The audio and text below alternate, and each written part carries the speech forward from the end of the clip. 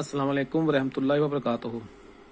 Dear students, जैसा कि आपको पता है कि पिछले लेक्चर में हमने ब्रीफली डिस्कस किया था अबाउट टोटल इंटरनल रिफ्लेक्शन। मैं थोड़ा सा आपको रिकॉल कर दूं, टोटल इंटरनल रिफ्लेक्शन किसे कहते थे।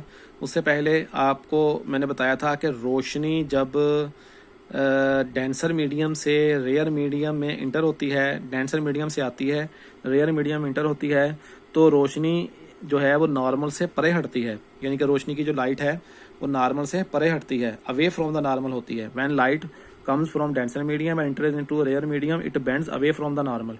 ठीक है, लेकिन अगर हम एंगल ऑफ इंसिडेंस को बढ़ाते जाएंगे तो उधर से एंगल ऑफ रिफ्रैक्शन भी बढ़ता जाएगा।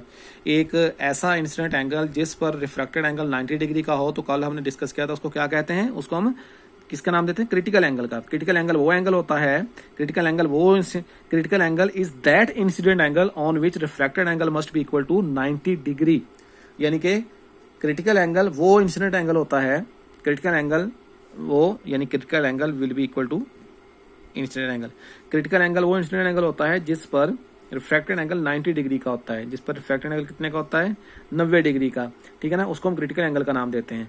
अब अगर आप इंसिडेंट एंगल को क्रिटिकल एंगल से ज्यादा करेंगे, बढ़ाएंगे, अगर सपोज कर लें यहाँ पे क्रिटिकल एंगल जो क्राउन ग्लास होता है उसका रिफ्रैक्टिव इंडेक्स तो होता है 1.53 या 1.52, और उसका जो क्रिटिकल एंगल होता है वो होता है 42 डिग्री।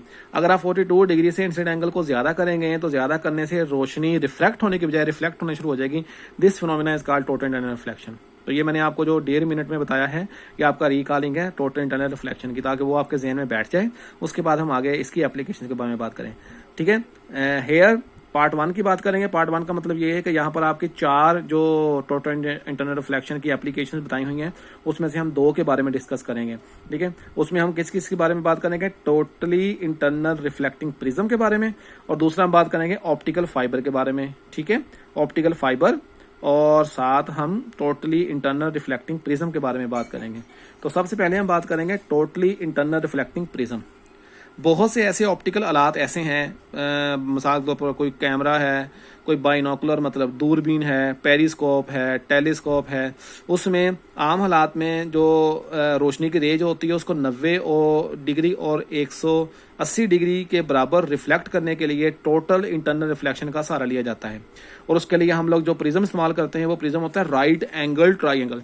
याद करें राइट एंगल ट्राइंगल की डेफिनेशन, रिकॉल करें। मे भी आपको 8वीं 7वीं में आप लोगों को पढ़ाया हुआ हो। 9th क्लास में आपने मैथमेटिक्स में चैप्टर नंबर 9 में पढ़ा था, right angle triangle is that triangle in which one angle is equal to 90 degree. Right angle triangle एक ऐसी ट्राइंगल होती है जिसमें एक जाविया 90 डिग्री का होता है। ठीक है, तो यहाँ पर हम राइट एंगल ट्राइंगल प्रिज्म का इस्तेमाल करेंगे। और ये राइट एंगल ट्राइंगल प्रिज्म जो है बेटा, ये बाइनोकुलर्स में भी इस्तेमाल होता है, उसके अलावा ये कैमराज में भी इस्तेमाल हो सकता है, पेरिस्कोप भी इसके जरिए आप सिंपल घर में भी बना सकते हैं, उसके अलावा टेलीस्कोप में भी इसका इस्तेमाल होता है। ठीक है, अब ये बेसिक फिनोमिना क्या है कि यहाँ से ये ऑब्जेक्ट है, ऑब्जेक्ट से यहाँ पर लाइट आ रही है, ये इमेज बन रहा है, तो यहाँ से लाइट आकर 45 डिग्री पे जो है वो रिफ्रैक्ट हो रही है। ठीक है, तो इसमें जब हम कहते हैं कि जब रे प्रिज्म की सतह से अमूदन टकराती है, यानी परपेंडिकुलर टकराती है, 90 डिग्री पे टकराती है, तो ये बगैर मुड़े प्रिज्म के अंदर दाखिल हो जाती है। ठीक है ना, और वितर के साथ जो है, जो वितर होता है उसके साथ 45 डिग्री का जाविया। वितर मतलब ये जो डायगोनल आपको बना हुआ जो ढलवान से बनी हुई नजर आ रही है, हाइपोटेनियस है, वितर है, इसके साथ ये 45 का डिग्री का बना के ये रिफ्लेक्ट हो जाती है, बजाय इसके का रिफ्रैक्ट हो। अब ये रिफ्रैक्ट नहीं हो रही बाहर की, अब यहाँ से होना चाहिए कि यहाँ पर ये टकरा के बाद ये रिफ्रैक्ट हो जाती। ठीक है, रिफ्लेक्ट हो जाती, लेकिन रिफ्लेक्ट नहीं हुई बल्कि ये रिफ्लेक्ट हुई है, यानी कि ये टोटल इंटरनल रिफ्लेक्शन इसमें हुआ है। बेटा वजह क्या है? वजह ये है कि ये जो प्रिज्म होता है ये क्राउन ग्लास का बना होता है, जिसका रिफ्रैक्टिव इंडेक्स 1.52 या 1.53 होता है।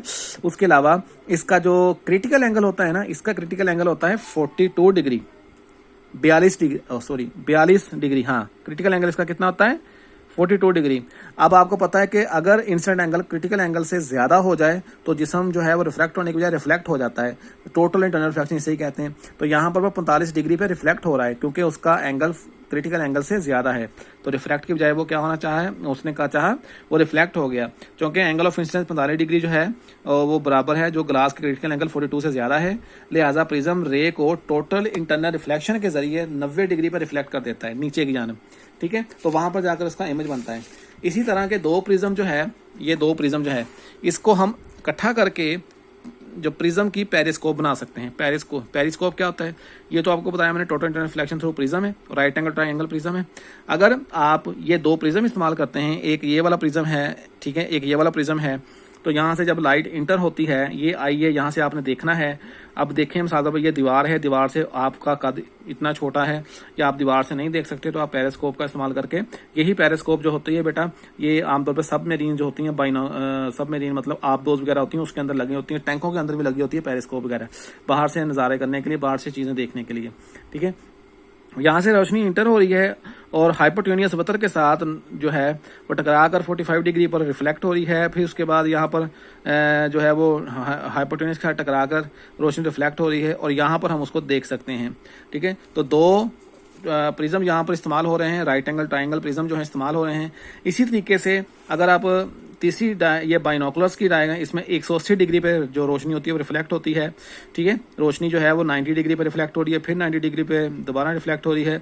तो दो जगह पर दो हाइपोटेन्यूस के जरिए, ये क्या है, ये है आइसोसेलेस ट्राइंगल। आइसोसेलेस ट्राइंगल वो ट्राइंगल होती है जिसमें दो जाविये बराबर होते हैं तीसरे जाविये की निस्बत, दो अजला बराबर होते हैं। ये 45-45 का है और ये 90 का है, ठीक है। अच्छा, तो अब इसमें आप देख सकते हैं कि जो रोशनी है वो 180 डिग्री पर रिफ्लेक्ट हो रही है। तो टोटल इंटरनल रिफ्लेक्शन के जरिए, प्रिज्म के जरिए 180 डिग्री के ऊपर रोशनी को रिफ्लेक्ट करना, बाइनोकुलर्स में ये दो प्रिज्म का इस्तेमाल होता है। बाइनोकुलर्स में हम इसका इस्तेमाल कर सकते हैं। ये बाइनोकुलर्स बनी हुई है, आप देख सकते हैं। इसमें यही होता है कि रोशनी आ रही है या प्रिज्म से टकरा के 180 डिग्री पर रिफ्लेक्ट हो रही है, 180 डिग्री रिफ्लेक्ट हो रही है और बाहर से आ रही है रोशनी और आंख उसको देख रही है चीज़ को, ठीक है। अच्छा, चलें अब हम बात करते हैं हमारा topic number 2, that is called optical fibre. किताब में तो मे भी आपको इसकी डेफिनेशन ना मिले, लेकिन यहाँ पर मैंने इसकी डेफिनेशन के तौर पे यहाँ पे कुछ लिख दिया है, आप ये देख सकते हैं। इसकी डेफिनेशन नीचे लिखी हुई है। ये ऑप्टिकल फाइबर हमारी नॉर्मल ज़िंदगी में तो इसका बहुत ज़्यादा है, आप इंटरनेट चलाते हैं, इंटरनेट होता ही इसकी वजह से है कि अ थिन फ्लेक्सिबल फाइबर, ये होता है हेयर साइज, इंसानी बाल के बराबर इसका साइज होता है। A thin flexible hair size, एक minute sorry, a thin flexible fibre with a glass core through which light signals can be sent with very little loss of strength. A thin flexible fibre, एक ऐसी पतली सी flexible fibre, ठीक है, glass की या plastic की बनी हुई, जिसका कोर भी प्लास्टिक का या ग्लास का होता है, through which light signals can be send, जिसके जरिए हम लाइट सिग्नल्स को सेंड करते हैं, with very little loss of strength, बड़ी यानी कि थोड़ी तादाद में डाटा जो है वो लॉस होता है इसके जरिए, ठीक है। ऑप्टिकल फाइबर्स का टेलीकम्युनिकेशन के शोबे में कई फ़वाइद हैं। इसमें टोटल इंटरनल रिफ्लेक्शन का अमल का इस्तेमाल किया जाता है। फाइबर ऑप्टिक्स की जो मोटाई होती है वो बाल के बराबर होती है। ये ग्लास या प्लास्टिक का बना होता है, रेशा होता है। हज़ारों रेशों को इस्तेमाल करके इकट्ठा करके हम रोशनी की रफ्तार से किसी भी चीज़ को एक जगह से दूसरी जगह, यानी 3/10 की पावर 8 की रफ्तार से, यानी आपको पता है ना, C for light of speed, that is called 3/10⁸ metre पर सेकंड की रफ्तार से किसी भी चीज़ को ऑप्टिकल फाइबर के जरिए भेज सकते हैं, ठीक है। अच्छा, अब इसके हम बात कर लें इसके स्ट्रक्चर की। ये जी एक ऑप्टिकल फाइबर है। इसके ये जो ऑप्टिकल फाइबर है, इसका जो अंदरूनी हिस्सा है इसको हम कहते हैं कोर, CORE कोर, ठीक है, कोर कहते हैं। जबकि बैरूनी हिस्सा जो शेल होता है इसको हम कहते हैं क्लैडिंग। क्लैडिंग का जो रिफ्रैक्टिव इंडेक्स होता है, ये N रिफ्रैक्टिव इंडेक्स है, ये निस्बतन कोर की निस्बतन कम होता है। जबकि कोर का जो रिफ्रैक्टिव इंडेक्स होता है, क्योंकि ये शीशे का बना हुआ है, ये ग्राउंड ग्लास का बना हुआ है, इसका होता है 1.53, 1.53, ठीक है। अच्छा, अब क्लैडिंग निस्बतन कम रिफ्रैक्टिव इंडेक्स के ग्लास या प्लास्टिक का बना होता है। कोर के एक किनारे से रोशनी को दाखिल किया जाता है। ये रोशनी दाखिल हो गई। अब यहाँ पर ये रोशनी दाखिल हुई है, तो रोशनी दाखिल होने के बाद रोशनी रिफ्रैक्ट हो रही है। रोशनी हवा से दाखिल हुई, हवा मतलब रेयर मीडियम से डेंसर मीडियम मतलब ग्लास में दाखिल हुई, तो रोशनी ये क्या है, ये नॉर्मल है, तो नॉर्मल की जानब झुक गई, जिसमें एंगल ऑफ इंसिडेंस ज़्यादा है एंगल ऑफ रिफ्रैक्शन से, ठीक है। अच्छा, ये रोशनी यहाँ पे दाखिल हो गई। अब अगर आप देखें कोर के एक किनारे से दाखिल होने वाली रोशनी, कोर की बात करें और क्लैडिंग की बात करें, तो कोर के एक किनारे से जब रोशनी दाखिल होती है तो कोर और क्लैडिंग को मिलाने वाली लाइन पर क्रिटिकल एंगल से, बड़े इंसिडेंट एंगल से टकराती है और इसलिए ये रोशनी टोटल इंटरनल रिफ्लेक्शन के जरिए कोर में वापस आ जाती है। अब आप देखें बेटा ज़रा, अब जरा बात सुने। अब इसमें आप देख सकते हैं कि जो रोशनी है वो रे यहाँ पर आ रही है, और आने के बाद क्योंकि यहाँ पर जो इंसिडेंट एंगल है वो क्योंकि क्रिटिकल एंगल जो 42 डिग्री है, 42 डिग्री किसका, ग्लास का, तो यहाँ पर जो आएगी इसका जो एंगल है, इंसिडेंट एंगल है, ये लाजमी तौर पे शीशे के क्रिटिकल एंगल से ज़्यादा, शीशे का मोस्टली क्रिटिकल एंगल 42 होता है, तो ये 45, 46, 47, 48 जो इतना भी है डिग्री पर जब यहाँ पे आएगी तो होना तो ये चाहिए कि रोशनी जो है ये बाहर की जानब चले जाए, ये ऐसे करके बाहर की जानब आ जाती, लेकिन रोशनी बाहर की जानब नहीं आ रही, अंदर ही अंदर रिफ्लेक्ट हो रही है। उसकी वजह क्या है, क्योंकि टोटल इंटरनल रिफ्लेक्शन के जरिए here incident angle of the light ray is greater than the critical angle of the optical fibres core के क्रिटिकल एंगल से इंसिडेंट एंगल ज्यादा है, तो रोशनी बाहर जाने के बजाय अभी मैंने आपको बताया था टोटली इंटरनल रिफ्लेक्शन के जरिए अंदर ही अंदर रिफ्लेक्ट हो रही है। अब दीवारों से टकरा के अंदर ही अंदर रोशनी जो है वो रिफ्लेक्ट होती रहती है। इस तरीके से रोशनी जो है वो 3/10⁸ मीटर पर सेकंड की रफ्तार से तकरीबन सारा का सारा डाटा, बहुत ही कम मिकदार डाटा की लॉस होती है, डाटा को एक जगह से दूसरी जगह जो है वो बहुत ही कम एनर्जी ज़ाया करके पहुंचा दिया जाता है।